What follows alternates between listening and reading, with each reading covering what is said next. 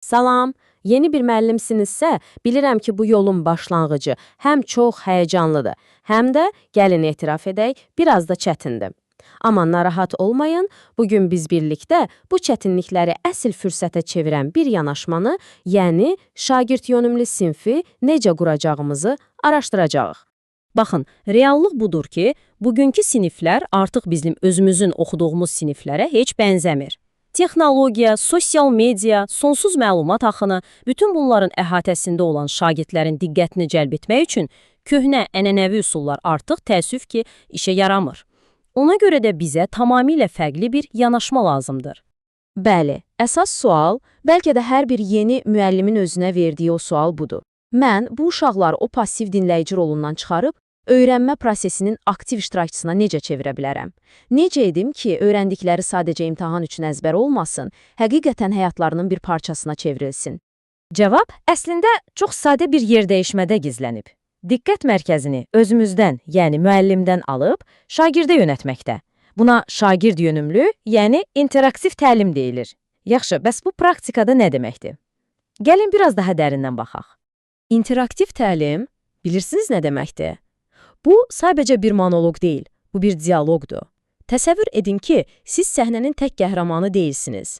Şagirdlər tamaşaçı kreslosunda oturan passiv izləyicilər deyil, sizinlə birlikdə səhnəni paylaşan aktyorlardır.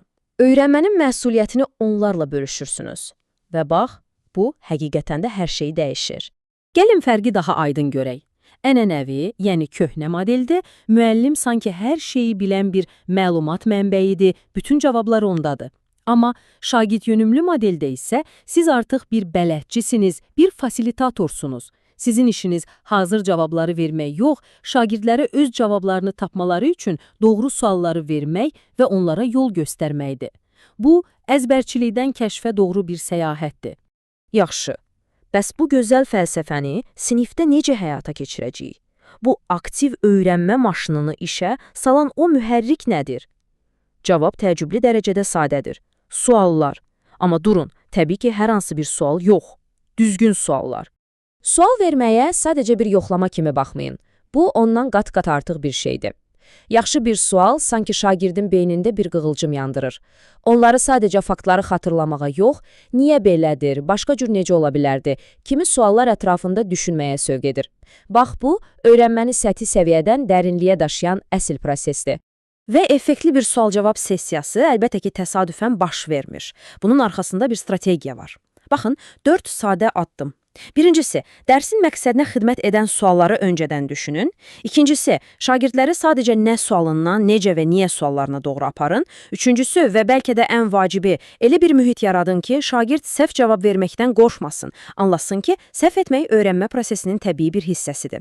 Və nəhayət, onların cavablarını bir imtahan nəticəsi kimi deyil, dərsinizi hansı istiqamətə aparacağınızı göstərən bir kompas kimi istifadə edin. Bunu heç vaxt unutmayın. Sizin verdiyiniz hər bir sual, şagirdlərinizin beynində yeni düşüncə yolları açan bir alətdir. Siz onların təfəkkürünün memarısınız. Beləliklə, hər bir şagirdin beynində fərdi qığılcımlar yaratdıq, çox gözəl. Bəs indi bu qığılcımları bir araya gətirib böyük bir alova necə çevirə bilərik? Cavab sadədir, birlikdə işləməklə, yəni əməkdaşlıqla.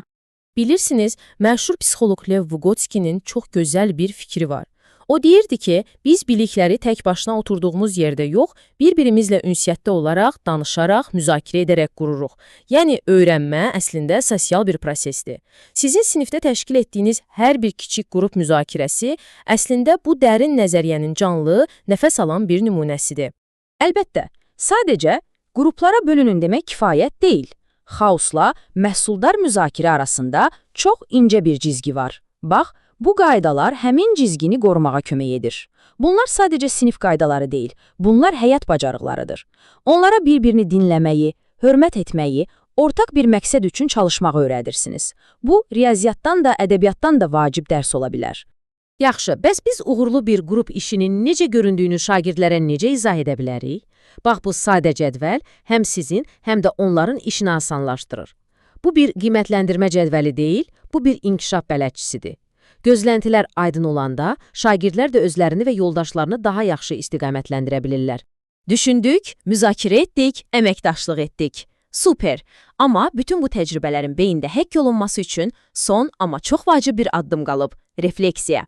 Yəni bir anlıq dayanıb, bir dəqiqə nə baş verdi deyə düşünmək.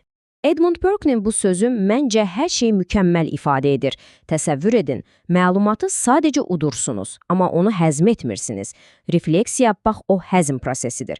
Məlumatı biliyə, təcrübəni isə anlayışa çevirən o sehirli mərhələdir. Əsl öyrənmə məhz burada baş verir.